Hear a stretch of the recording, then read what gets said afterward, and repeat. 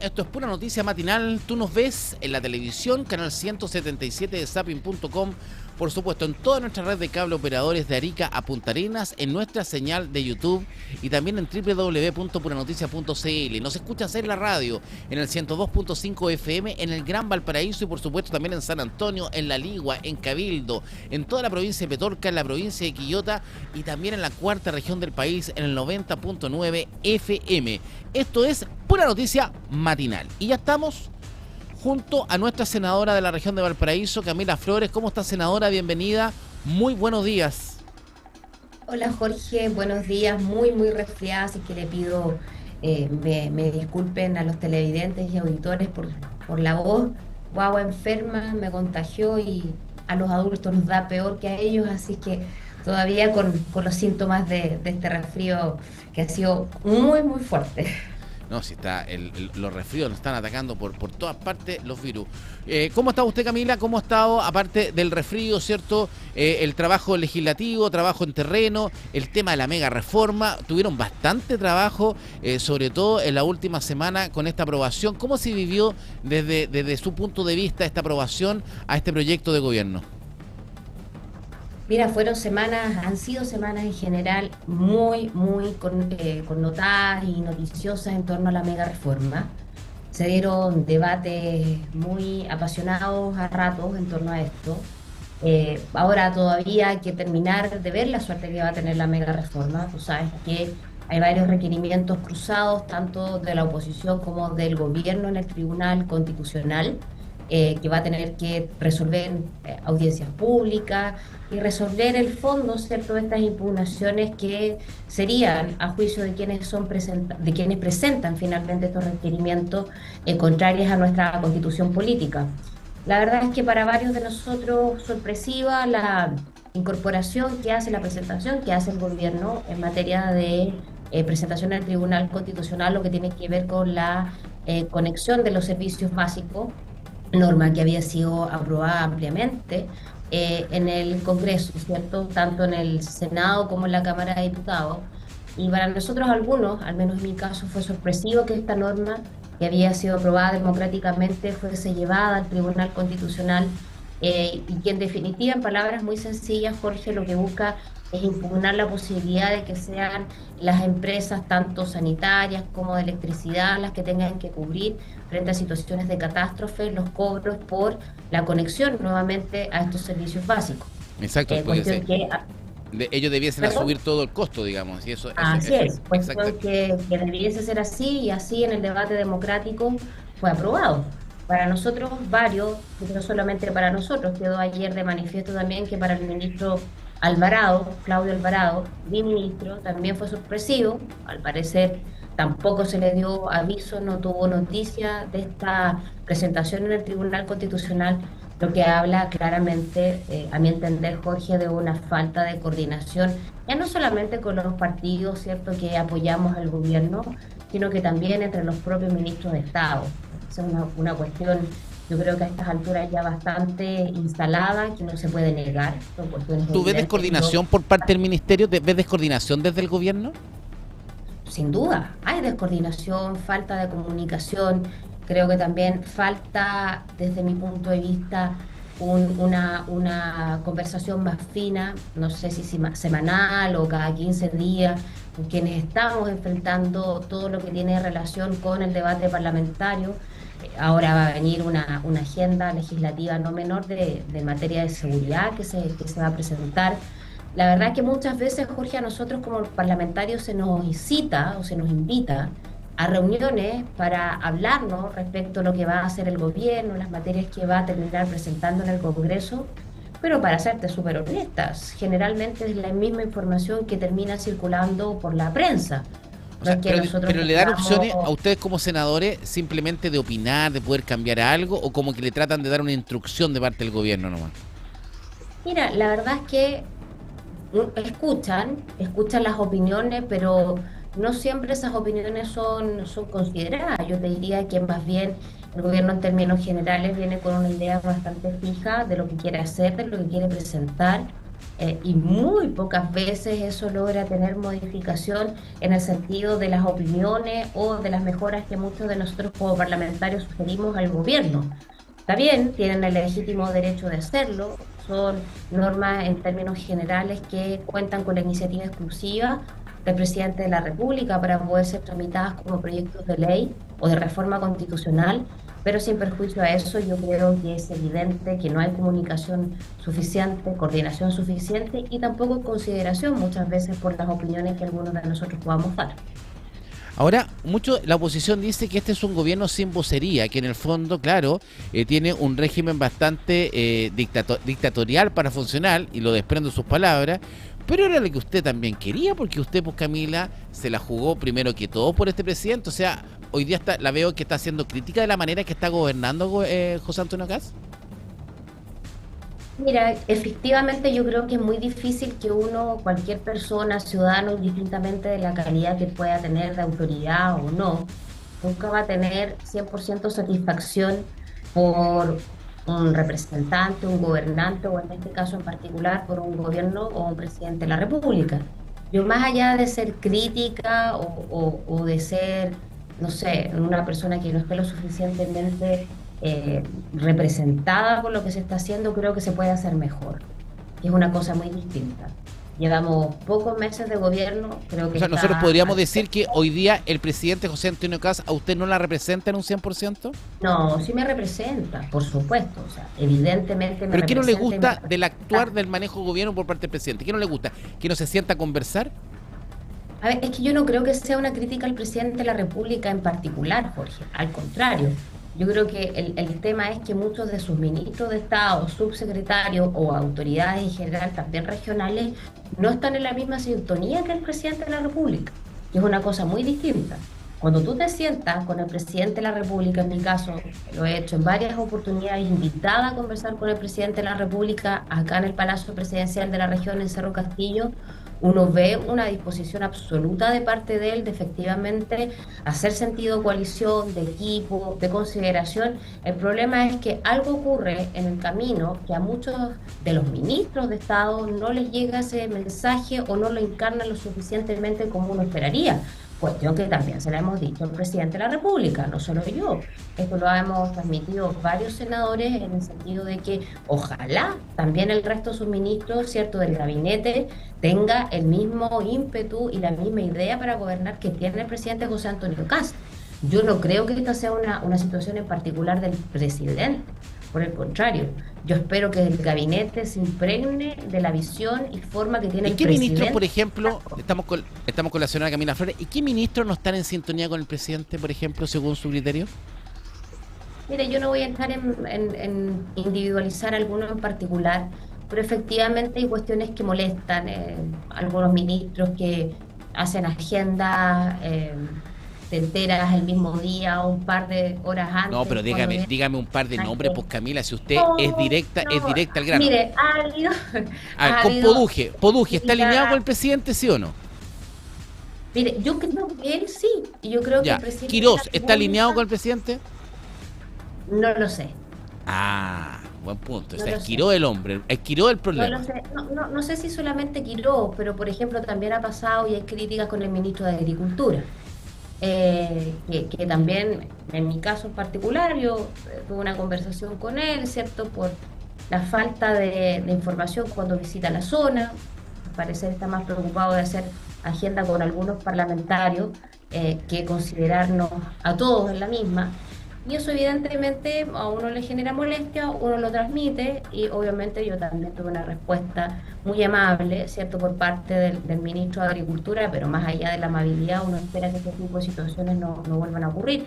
Pero son situaciones así, Jorge, no es de un ministro en particular, ni dos ni tres, sino que uno espera finalmente que este tipo de situaciones como lo que ocurrió ayer entre el ministro Quiró y el ministro Alvarado efectivamente no se genere más.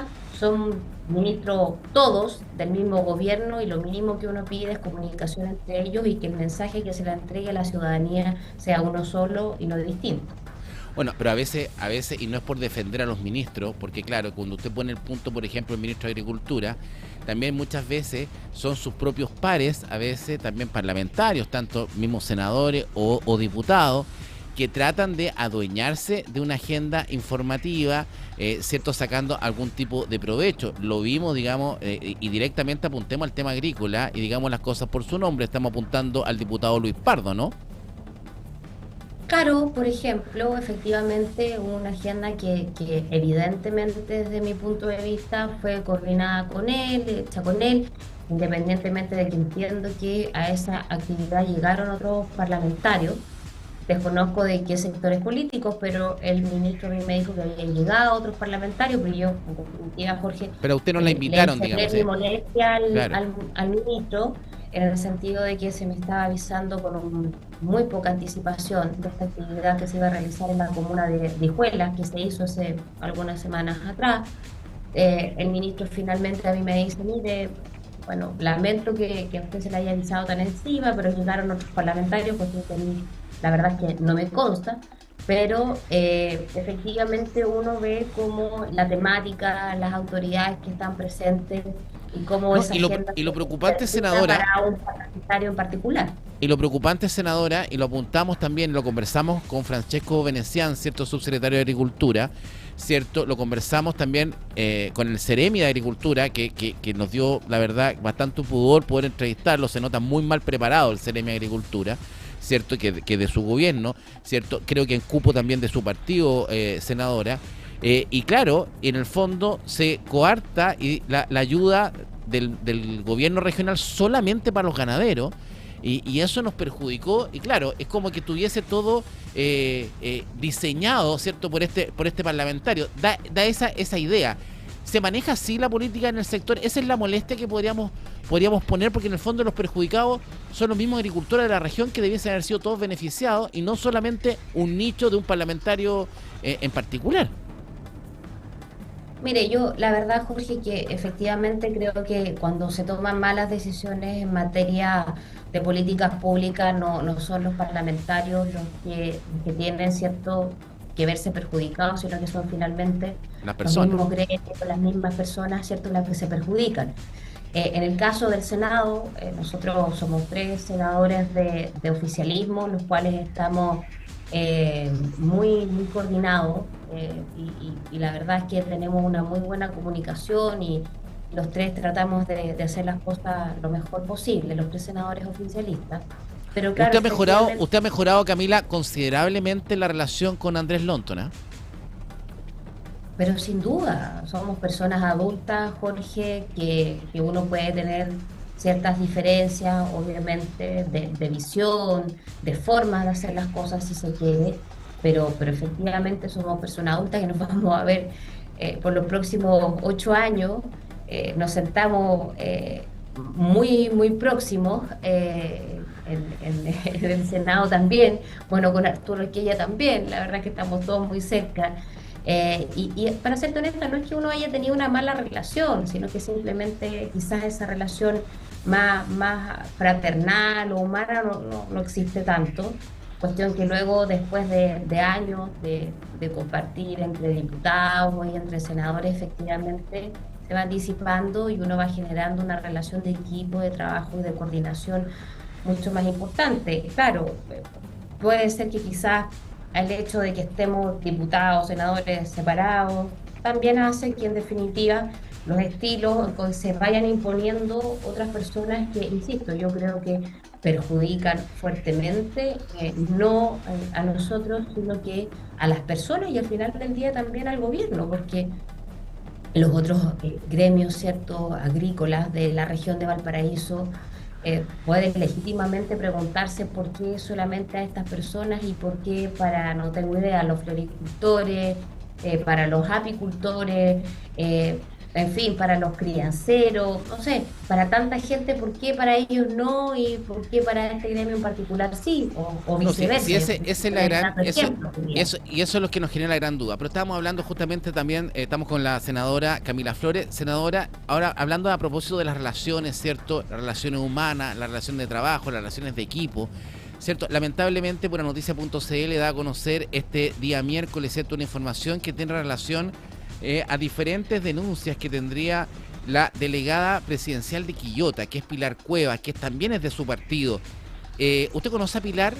¿Qué nos puede decir de estas denuncias? Porque nos ponen un problema, ¿cierto? Ella particularmente debiese, por el currículum que tiene, una la ve, parece que tiene todas las competencias para el cargo, pero parece que tenemos un problema de trato bien fuerte en Quillota. ¿Qué conocemos de eso?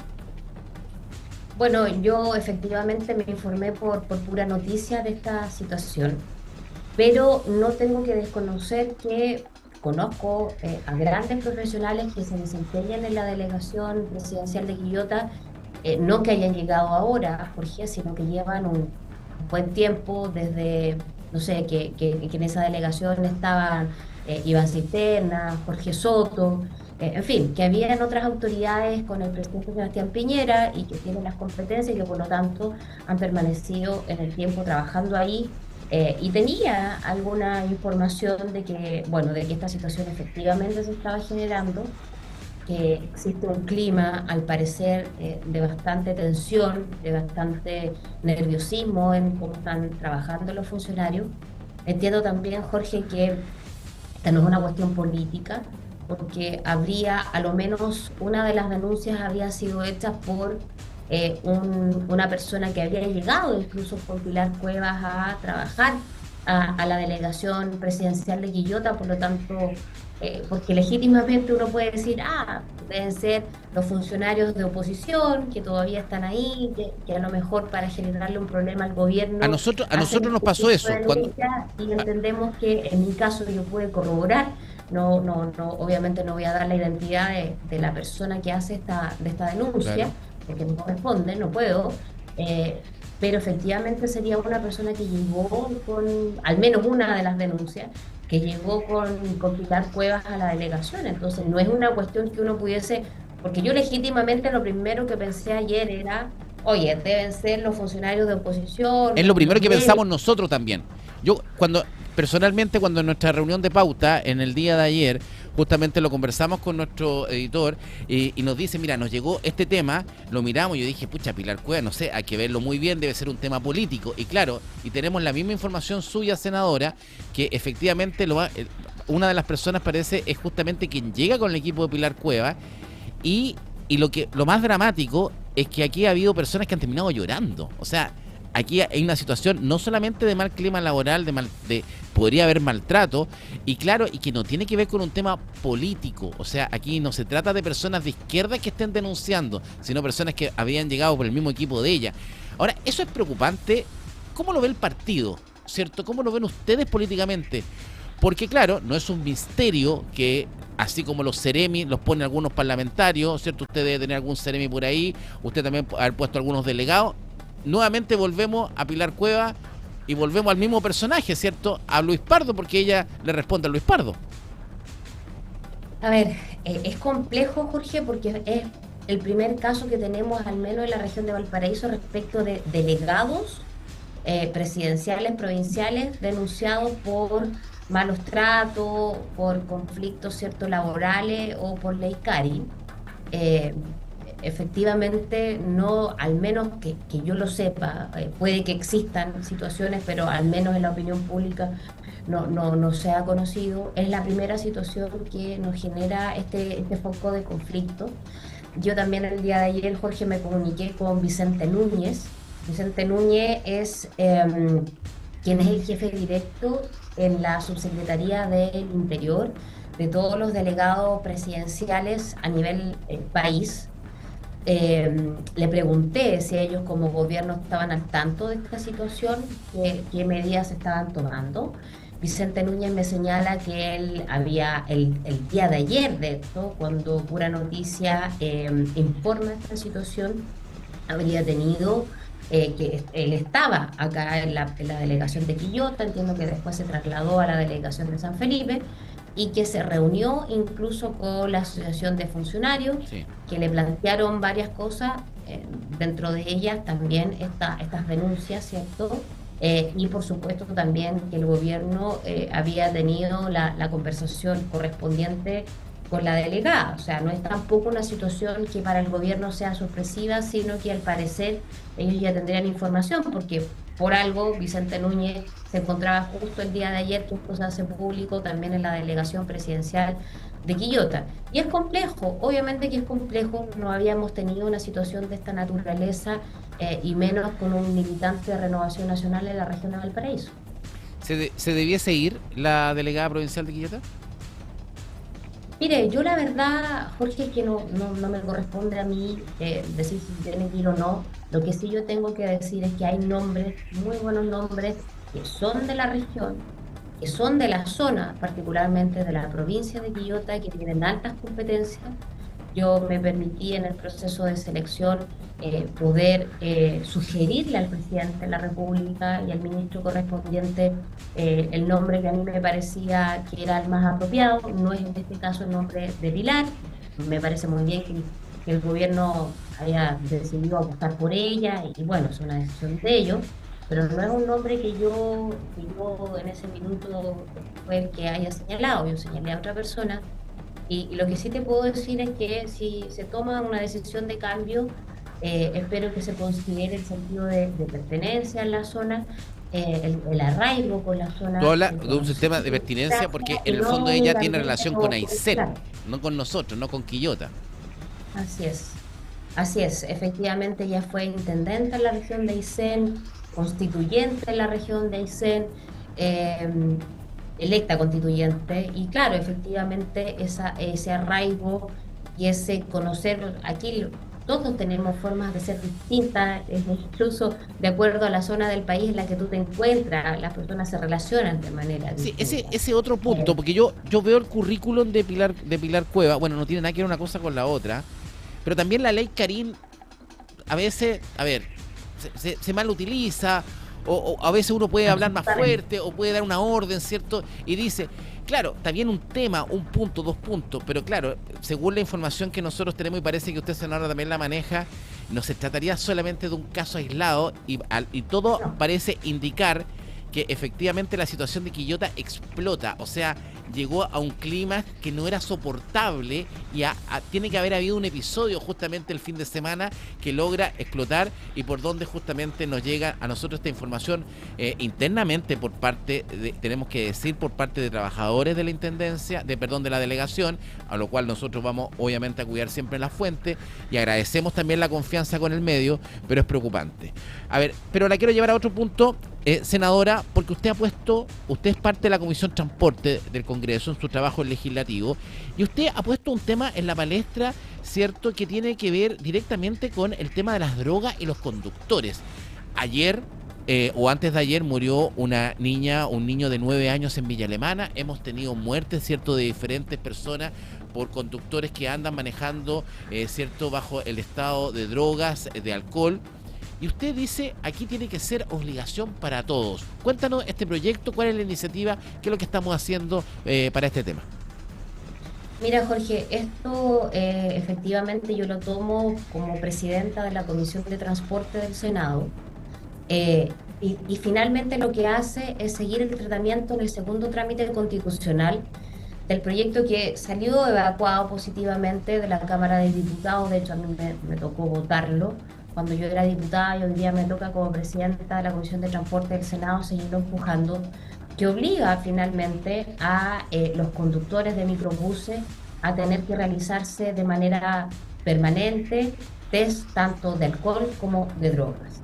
Esto a propósito de qué, del fallecimiento de personas que tenemos que lamentar, particularmente en la región de Valparaíso.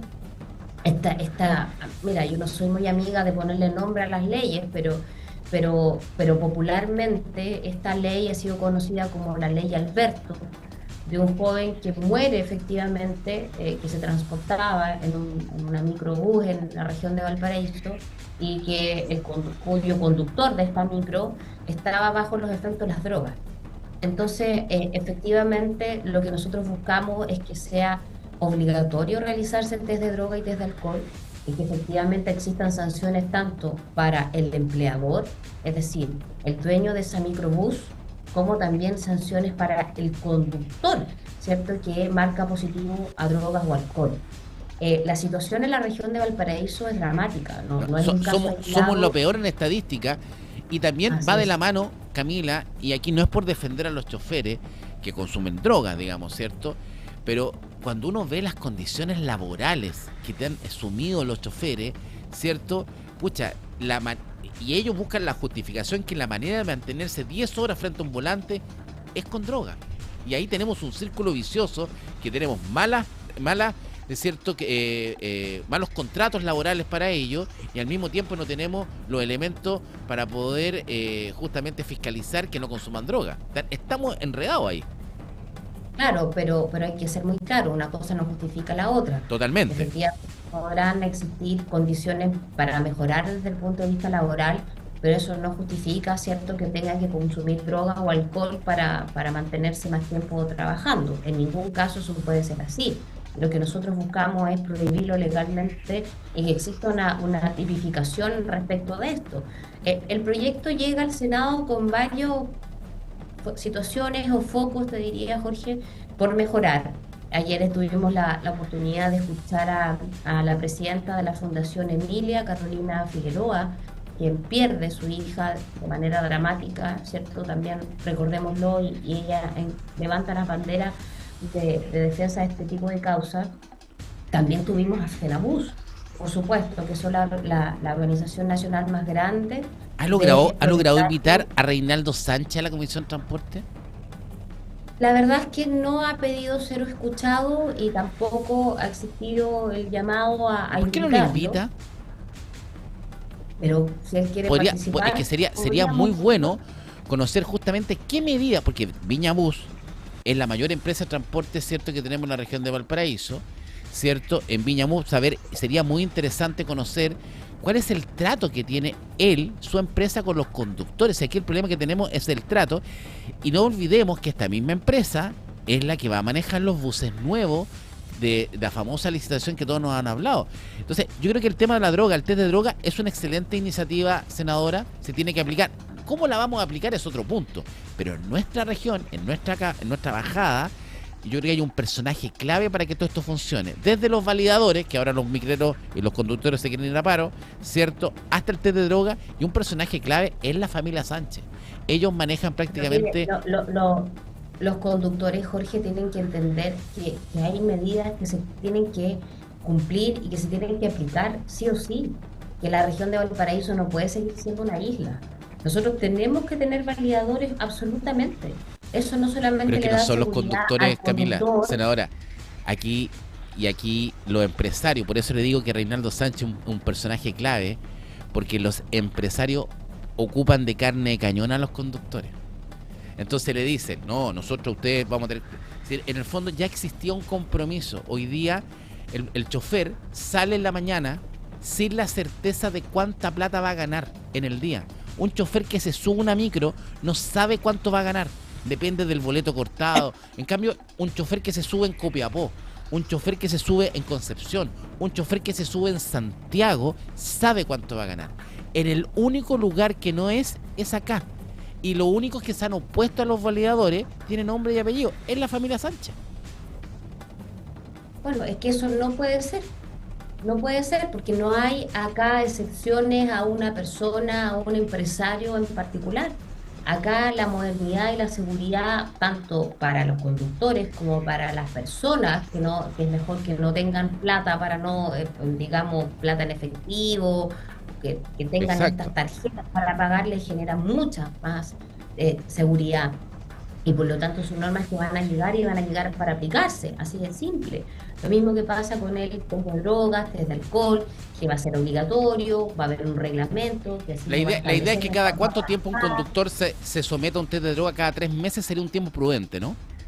O sea, sí, pero la idea nuestra es mejorarlo y que sea aleatorio, no es que ellos sepan que cada 3 o 4 meses le van a hacer un test de droga, sino que esta sea una cuestión, ojalá, yo te diría, mucho más seguida, que es lo que queremos perfeccionar, mucho más seguida y que no haya previo aviso, sino que simplemente sea al azar, a la suerte, a quien le toca, a quien no.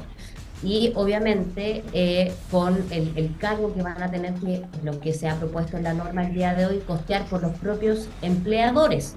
Ya Exacto. no es el empleado, no es el trabajador, no, es el propio empleador El que tiene el que que va a pagar el tener test de que droga. comprar. Bueno, como lo hace el gobierno. Exacto. Oiga, a propósito, senadora, y para ir cerrando, ¿qué le pareció el test de droga a Juan Pablo Rodríguez? ¿Usted le cree a Juan Pablo Rodríguez? ¿Sabes, Jorge? Yo le creo a Juan Pablo. Ya. Conozco a Juan Pablo Rodríguez hace muchos años. Tengo una muy buena opinión de él en lo profesional. No me parece que sea una persona dependiente, consumidor de droga. ¿Sabes qué fue bien dolorosa su salida además? Yo entiendo que él tenía opciones personales de desarrollo, incluso fuera del país, muy tentadoras, que si yo hubiese sido él las tomo, pero Sí, bueno, entiendo. él antes Yo- de asumir el cargo de gobierno, él tenía pronosticado irse al extranjero justamente a capacitarse Claro. a un estudio, pero claro, elige quedarse en Chile. eh, pero yo creo que el gobierno se portó mal con él, es mi percepción, porque yo lo hubiese Siento lo retornado. ¿Qué mismo. crees tú? Absolutamente. Muchos senadores tratamos de transmitir el mensaje de que efectivamente lo que le estaba pasando a Juan Pablo, ya sea por error, sea por negligencia, o sea, directamente por dolo o mala fe, no era una situación justa, que les había podido demostrar finalmente que no consumía, una persona que no es consumidor de droga, y que aún así no estuvieron disponibles para reintegrarlo. Y eso cuestiona a muchos de nosotros, sobre todo los de la región de Valparaíso, parlamentarios de acá, que conocemos un poco más a Juan Pablo, nos dolió bastante. Yo no estoy diciendo que el reemplazo de Juan Pablo, el nuevo subsecretario, no vaya a hacerlo bien. Yo creo que lo va a hacer muy bien también, es un chiquillo muy capaz. Pero creo que la salida de Juan Pablo Rodríguez fue sumamente injusta, sobre todo en lo humano, en el tratamiento que se le da al gobierno. Y por eso te digo que a uno le queda un sabor amargo a la hora de cómo se comunica, cómo se trata, cómo se hace finalmente estas bajadas de parte del gobierno con ciertas autoridades, que no me parece a mí en el caso de Juan Pablo que fue lo que Sí, correspondía. Yo creo lo que conversamos tendría ayer que haber también sido lo conversamos ayer también con el senador Esquella y tenía una opinión similar. Camila, no puedo dejar a propósito de justamente de manejo de honorable. Cuando la vi discutir con Campillay, yo dije, ¿qué le está pasando a Camila? Pero ¿cómo se agarra de esa forma con la señora Campillay? ¿Qué pasó ese día en el Congreso cuando usted, porque la vemos, es cierto, y usted estaba molesta, estaba enojada, Campillay también. ¿Qué pasó ese día? Mira, Jorge, yo la verdad es que ese es un capítulo muy poco deseable, es una situación bastante bochornosa respecto de la cual no me voy a referir, para mí ya es un episodio pasado, eh, ocurrió lo que ocurrió y no me voy a detener en eso porque para mí yo ya di vuelta a la página y sigo con mi trabajo parlamentario con la misma convicción y con la misma fuerza que lo he hecho siempre, sin parar, sin descanso y este tipo de situaciones Solamente no las me voy quedo con este a término superar. para no meterme más en el tema. Cuando usted dice señora de feria, ¿se equivocó en decirlo? Mira, insisto, yo no voy a seguir profundizando en una situación que para mí ya está absolutamente superada, es un capítulo pasado y no me voy a detener más en eso. Y lo último, ¿cómo va la investigación por la cuota Flores? ¿Ha sabido algo de la fiscalía? Mira, de eso se encargan mis abogados. Yo tengo muy buenos abogados, un equipo de connotados abogados que se hacen cargo de eso. Y mi función es simplemente seguir representando a la gente, haciéndolo lo mejor posible, trabajando con fuerza y convicción. Y de lo demás se encargan mis abogados que para eso están y lo hacen muy bien. Camila Flores, senadora de la República, muchas gracias por este contacto. Hablamos de todo, ¿cierto? Y obviamente tenía que preguntarle por Campillay y la cuota Flores, si no después aquí me pegan y me dicen, claro, la tratáis también y no me lo preguntan. Así que estamos claros, vamos a preguntar a los abogados cómo va ese caso. Camila, senadora, muchas gracias, cuídese del resfrío. Muy bien, muchas gracias. La senadora Camila Flores con nosotros en Pura Noticia Matinal. Son las noticias como a ti te gustan, directo a la